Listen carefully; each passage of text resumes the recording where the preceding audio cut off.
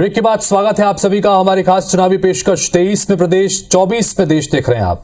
और अब खास मुलाकात सेगमेंट में बातचीत करने के लिए हमारे साथ इस वक्त खास मेहमान हैं मध्य प्रदेश के पूर्व मंत्री और उज्जैन उत्तर सीट से भारतीय जनता पार्टी के वरिष्ठ विधायक पारस जैन साहब। पारस जैन जी, बहुत बहुत स्वागत है आपका हमारे इस खास कार्यक्रम में। नमस्कार, आपका भी बहुत बहुत स्वागत और बहुत बहुत अभिनंदन है जी। पारस जैन जी के बारे में बता दें थोड़ा सा, उनसे चर्चा शुरू करने से पहले कि बहुत वरिष्ठ विधायक हैं, इससे पहले सरकार में मंत्रिमंडल का हिस्सा भी रहे हैं। राजनीति में जितना महत्वपूर्ण ये रखते हैं, लेकिन उतना ही साथ साथ अखाड़े में भी दमखम देखने को मिलता है। कई बार पहलवानी करते हुए भी इन्हें देखा गया है। सवाल सबसे पहले आपसे यही करना चाहेंगे पारस जी कि इससे पहले सरकारों में आप जब रहे हैं तो शिवराज सरकार में मंत्रिमंडल का अहम हिस्सा रहे, लेकिन इस बार आपको मंत्रिमंडल में मौका नहीं मिल पाया। इतने वरिष्ठ विधायक हैं, क्या वजह मानते हैं इसके लिए? नहीं, ये पार्टी का निर्णय है। हम पार्टी के सिपाही के रूप में हैं। जब हमारी सरकार में हम अपमत में थे और सरकार जब बनी और कुछ लोगों को लेकर सरकार उन्हें बनाई, तो उसमें जो उन्हें कमिटमेंट किए थे उस कमिटमेंट को पूरा करना भी आवश्यकता था। तो मुख्यमंत्री जी ने हमारे और उनके अच्छे लोगों को रोका, उसके लिए उनका दायित्व था। तो हमने उसमें सहयोग दी कि उनका कोई खास बात नहीं है, मतलब सरकार होना जरूरी थी, उनके ऊपर लक्ष्य ये था, इसलिए निर्णय को लेना पड़ा उनको। अच्छा पारस जी, इसके पीछे क्या ये भी वजह मान सकते हैं क्योंकि सिंधिया गुट आया और उसकी वजह से सरकार बन पाई? सिंधिया गुट के बीजेपी में आने की वजह से क्या आप लोगों का हक मारा गया? इसको इस तरह से भी पूछ सकते हैं? नहीं, कभी कभी क्या है, पार्टी निर्णय इस प्रकार के लेती है कि यदि अपने को सरकार बनाना और किसी से अपने ने कमिटमेंट किया है, उस कमिटमेंट में पूरा करने के जितने लोगों को उनको लेना था, तो मुझे लगता है कि मुख्यमंत्री जी ने अपने चाहते लोगों को ही कहा कि भाई हम इनको नहीं, इनकी जगह इनको ले रहे हैं। इससे हमको कोई फर्क नहीं पड़ा, क्योंकि पार्टी ने हमको 14 साल तक मंत्री बनाया था। अलग अलग विभाग का मंत्री भी तो पार्टी ने ही बनाया था ना, और 6 बार का वर्तमान में विधायक भी हूँ आज मैं। अच्छा, आपने कहा पारस जैन साहब कि आपके जो मुख्यमंत्री जी उनके चहेते थे या जो भी था, उनके चहेतों को शामिल किया गया, तो क्या इतने साल तक आप भी मंत्रिमंडल में रहे तो वो जो चहेतों की सूची है उसमें आप शामिल नहीं हो पाए? इसके पीछे क्या मानते हैं?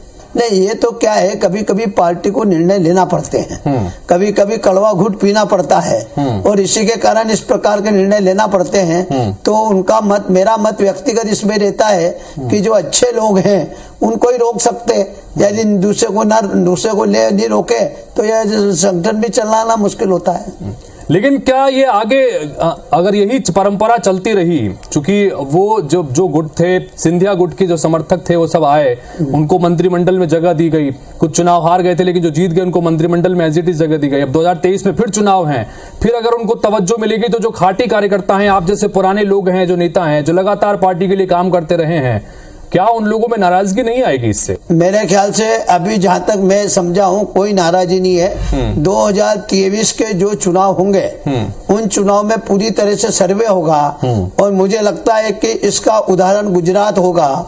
गुजरात के अंदर जैसे 80 टिकट बदले हैं जी, और यदि वहां का स्पष्ट बहुमत 125 यदि आती है तो मुझे लगता है कि यहाँ भी सर्वे होगा, और सर्वे में जो अच्छे लोग हैं उनको टिकट देंगे तो भारतीय जनता पार्टी की मध्य प्रदेश में भी सरकार बनेगी।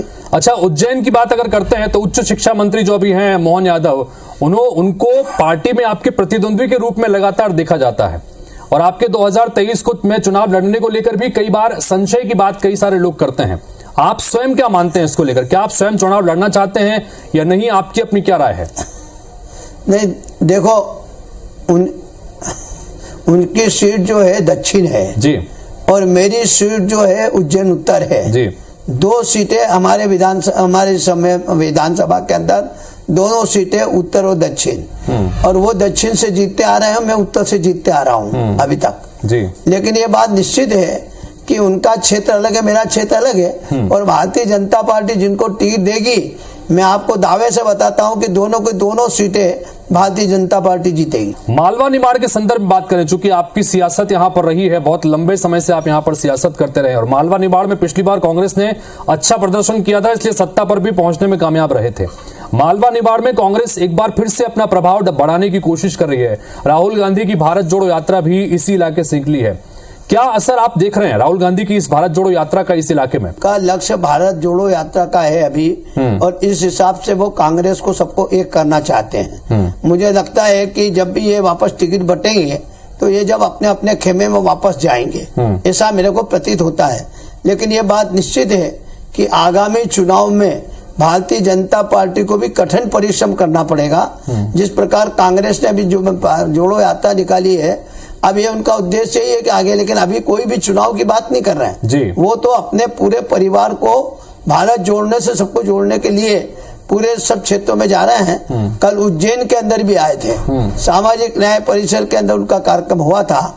मैं समझता हूँ कि लोगों को उन्हें संबोधित किया था, लेकिन जो उनकी वाणी में जो होना चाहिए वो असर आज भी जनता पे नहीं पड़ रहा है।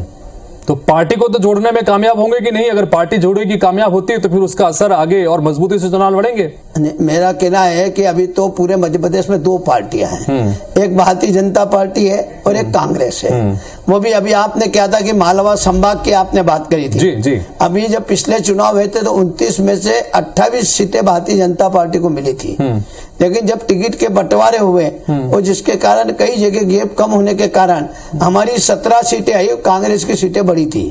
मुझे उम्मीद है कि अब जो 23 का चुनाव होगा उसमें भारतीय जनता पार्टी को संभाग में अच्छा बहुमत मिलेगा। जी। राहुल गांधी ने यात्रा के दौरान ओमकारेश्वर और उसके बाद महाकालेश्वर के दर्शन किए हैं। कुल मिलाकर एक कहीं न कहीं हिंदुत्व की पिच पर कांग्रेस जो है बल्लेबाजी करती नजर आती है। यह हिंदुत्व का पिच इस इलाके में कहीं न कहीं आपके द्वारा तैयार किया गया है, अब उस पर कांग्रेस बल्लेबाजी करती नजर आ रही है, क्या कहेंगे इस पर? देखो, इनको बल्लेबाजी तो आज से नहीं पहले से करना था। ये हिंदुत्व, ये एक पार्टी जो जीतती है, पार्टी पूरी कांग्रेस जो है वो अल्पसंख्यक समाज के कारण चल रही है, ये निश्चित है। यदि पहले भी इनको कांग्रेस पार्टी की तरफ यदि ध्यान देना था तो भगवानों को पहले भी याद करना था। और हमारे प्रधानमंत्री जी ने तो घोषणा की थी बेटे से कि हम धारा 370 खत्म करेंगे, हम राम मंदिर बनाएंगे।